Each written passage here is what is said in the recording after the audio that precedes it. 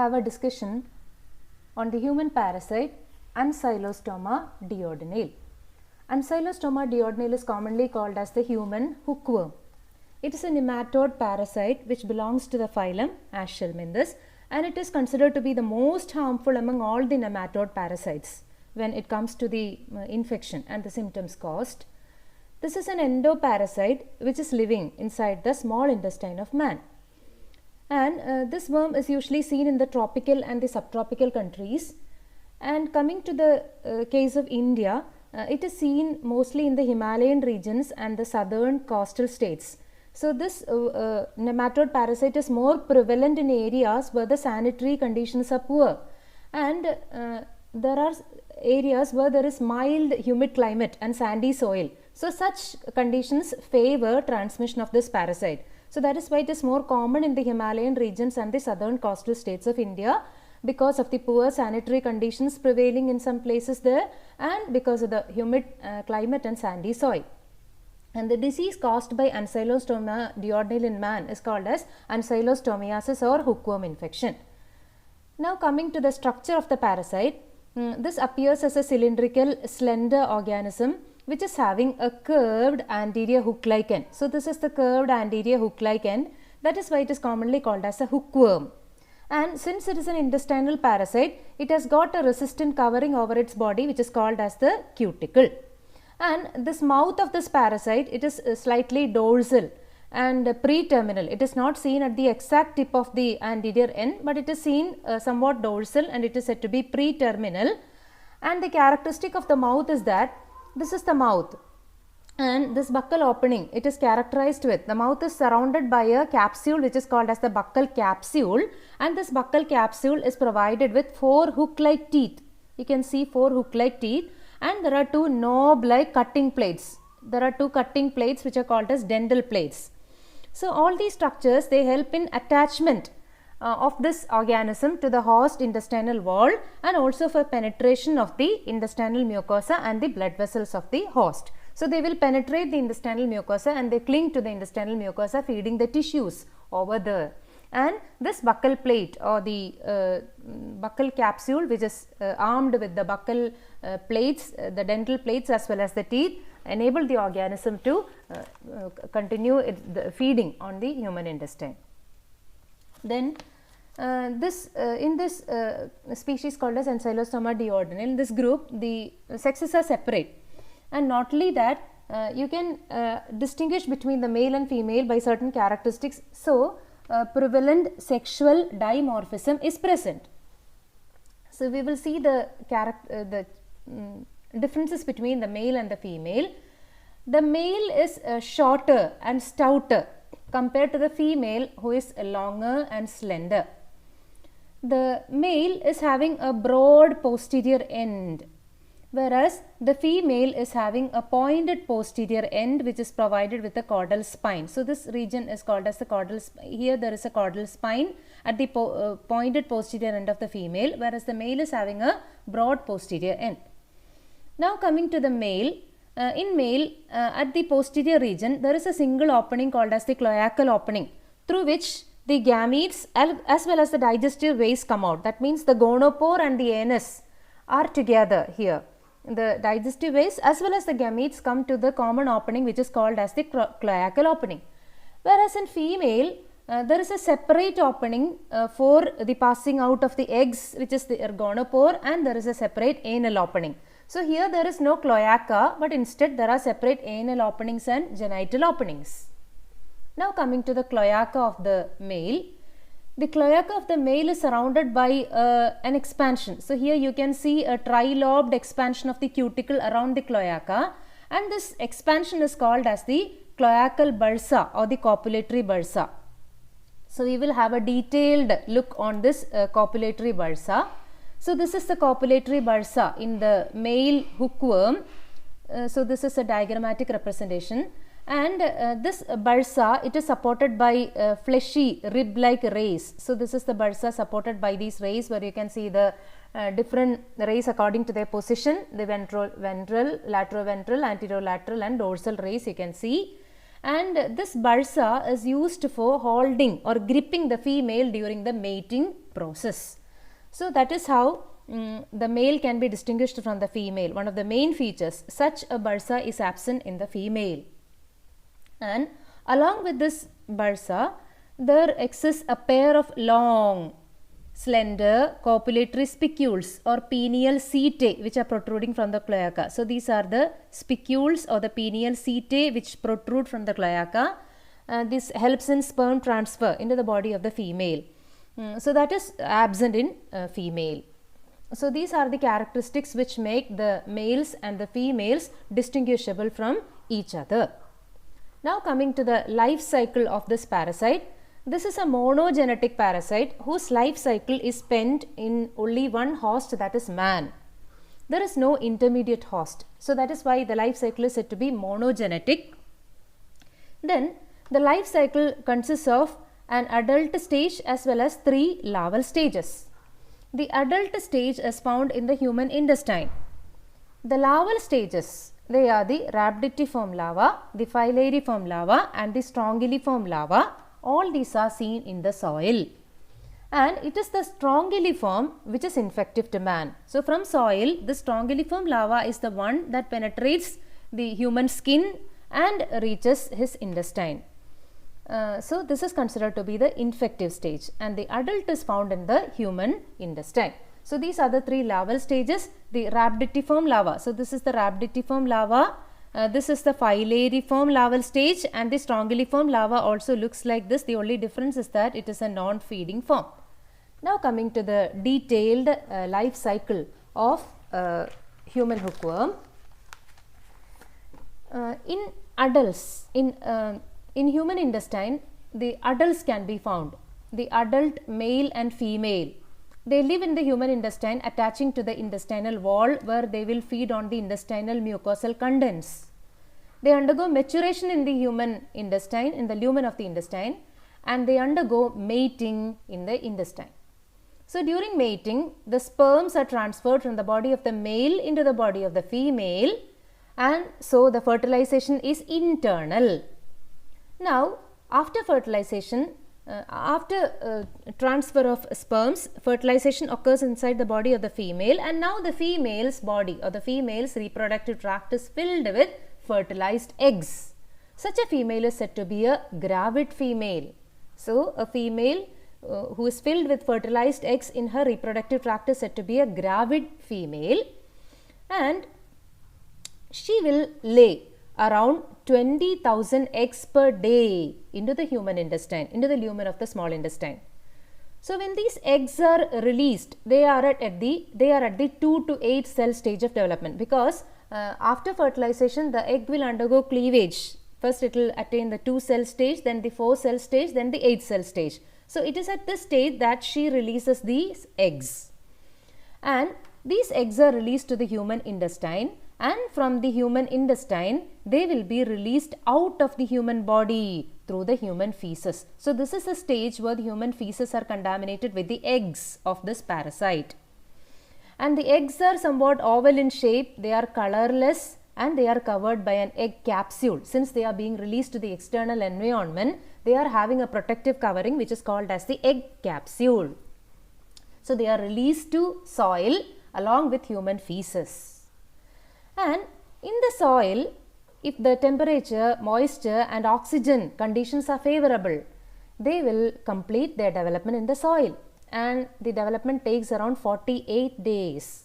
So in 48 days, under optimum temperature, moisture and oxygen conditions, they will hatch out. The embryo will hatch out into the larval form, which is called as the rhabditiform larva. So this is the rhabditiform larva.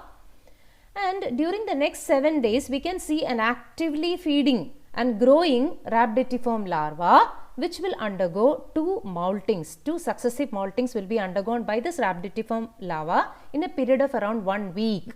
And now it will transform into the next stage, which is called as the filariform larva. During the next 2-3 days, this filariform larva also continues feeding and growing, and it usually feeds on the organic debris in the soil as well as the soil bacteria. And afterwards, it will stop feeding and transform to an active and non-feeding infective stage which is called as the strongyliform larva. And it is this larval stage which is infectious to humans. It is a non-feeding stage. And this strongyliform larva usually lives in the upper strata of the soil. And its further development will take place only in man. So, for continuing its development, it has to get access to the human body. Now, we will come to the infection. So, now this soil is contaminated with strongyliform larva which is highly infectious and they are found in the upper layers of the soil. So, if a man walks barefooted without chappals through the soil, what happens is that this larva will penetrate his skin and get access into the human body. So, that is why the infection is said to be penetrative. It is percutaneous because the infection takes place through the skin of the foot. That is why the infection is said to be percutaneous or penetrative.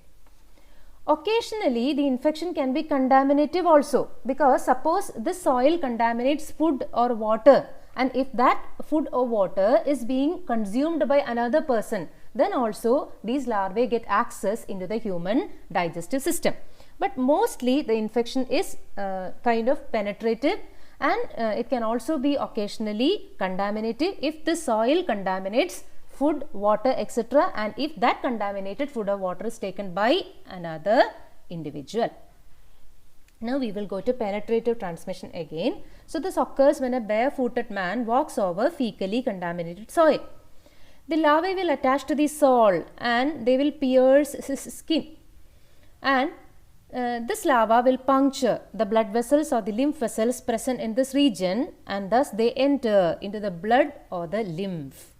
So, they get access to the blood vessel or a lymph vessel, and they will enter into the venous or the lymphatic circulation. So, blood or lymph, whatever it may be, it will reach the right auricle in the normal course of circulation. So, in the normal course of circulation, through the vena cava, through the superior, inferior vena cava, etc., the blood or the lymph, it will be discharged to the right auricle of the heart. From this right auricle, so this happens in about 2 days after penetration.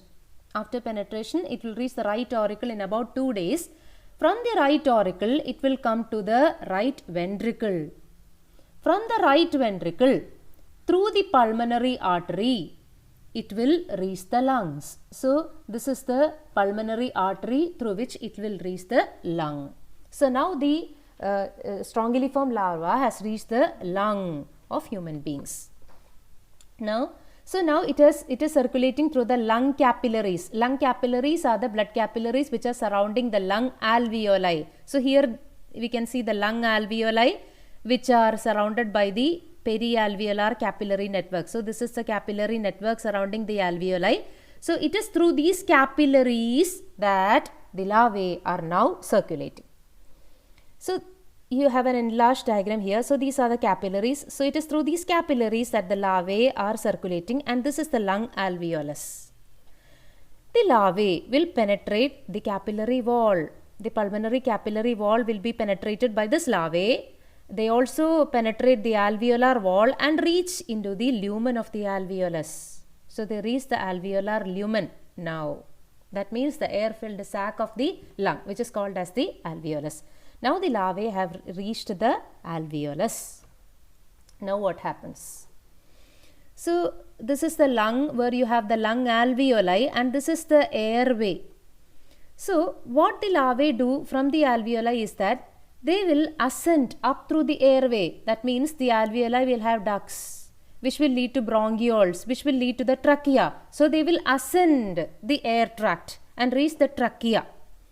From the trachea, they will ascend and reach the pharynx. The pharynx, which is a common passage for food and air.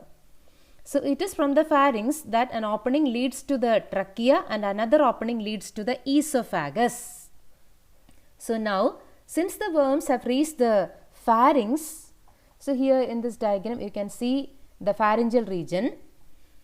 From the pharynx they can pass down, they can take the other way, and down through the esophagus they can descend. So earlier it was an ascent to the trachea where they reach the pharynx, and from the pharynx now they go for a descent down through the esophagus and stomach, and they reach the small intestine. So it is during this descent that they undergo the third molting, because the first two moltings was done by the rhabditiform larva, and this is the third molting carried out by the strongyliform larva. So by the time it reaches the small intestine, it must have completed the third molt, and once it reaches the small intestine, the fourth and the final molt will be carried out, and now it will transfer into the juvenile worm. So now the juvenile worm has reached the small intestine of man, which is very similar to the adult. The juvenile is similar to the adult, except that the mature gonads are lacking. Now it will attach to the intestinal mucosa. It will derive nutrients from the intestinal mucosa, reach sexual maturity, become the adult, and the life cycle repeats again. That means the adults will undergo mating in the intestine and the process repeats again. So this is how the life cycle is completed. So mating in the intestine, fertilized eggs released by the female, eggs come out through feces, the contaminated soil which is contaminated with this feces will have the eggs develop into rhabditiform larvae, which will develop into filariform larvae, which will develop into strongyliform larvae, which is the infective stage, which will enter the human circulation through skin penetration. They reach the heart, from there they go to the lung, they get access to the lung alveoli, from the alveoli they ascend up the trachea, reach the pharynx, from the pharynx they pass down through the esophagus, reach the intestine and become adults again. So this is how the life cycle is completed. Now we will go to the pathogenicity. This is caused by both larvae and adults. So first one is a condition which is called as the ground itch or water sore or Ancylostoma dermatitis.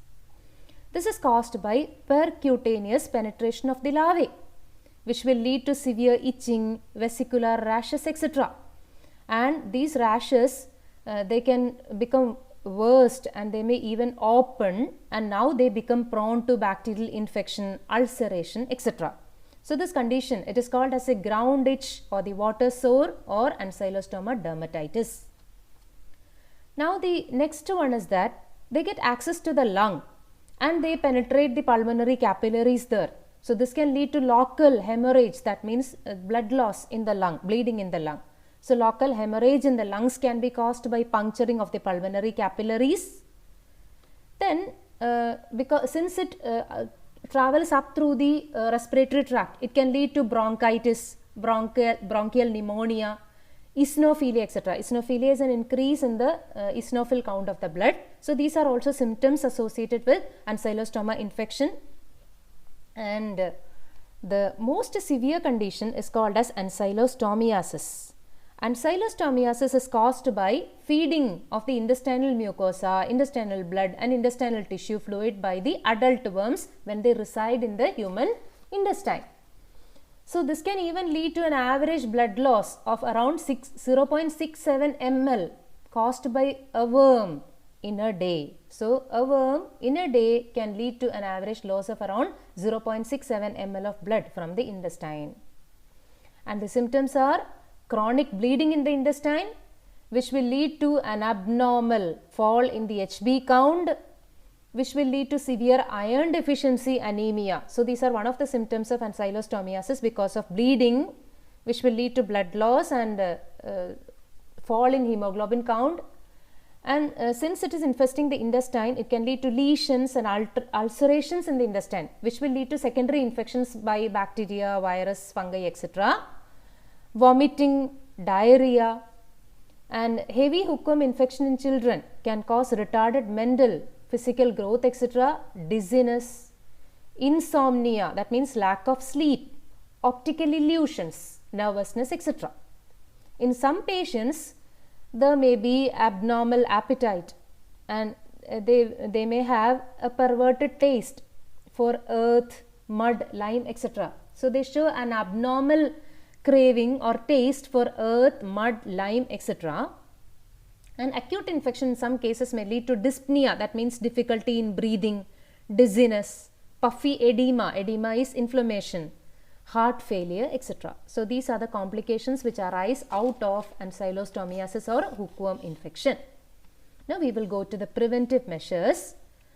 So first thing is that the prophylactic measures, first thing is that it is contaminative, that means it is transmitted from one man to another. It is an infective condition. So the first step is mass treatment of patients or carriers using anti-helminthic drugs. So the chance of infection can be reduced. Second is there should be sanitary disposal of human waste. It is because of the release of feces in the external environment that there is chance for contamination. So sanitary disposal of human waste is to be carried out. That means defecation or release of feces in the field or soil should be avoided, in open places should be avoided. If the soil is found to be contaminated, it is to be treated with common salt so as to kill the larval stages if any, and never walk barefooted, always wear chappals while walking. So these are some of the steps to avoid hookworm infection. Then coming to the treatment, the nematodes are usually treated using anti-helminthic drugs, and of which hookworm infection is usually treated using anti-helminthic drugs like mebendazole, thiabendazole and pyrrandale embonate. So this finishes the morphology, life cycle, pathogenicity, prophylaxis and treatment of Ancylostomiasis.